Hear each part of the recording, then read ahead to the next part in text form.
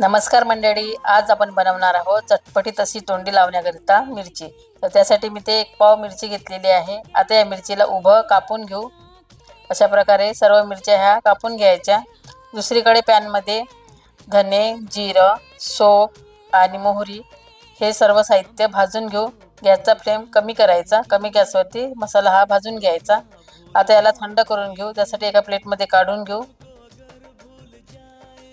नंतर हा मसाला थंड झाल्यावर मिक्सरच्या भांड्यामध्ये टाकून याला जाडसर अशी याची भरड काढून घेऊ।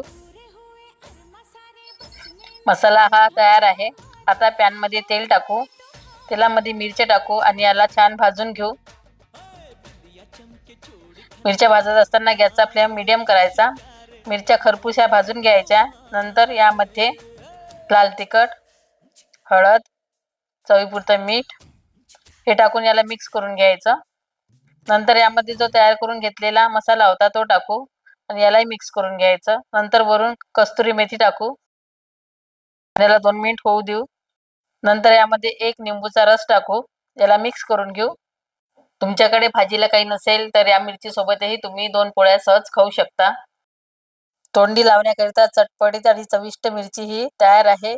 अशी सोपी घरगुती रेसिपी पाहण्यासाठी सवितास किचन मराठीला सबस्क्राइब करा। धन्यवाद।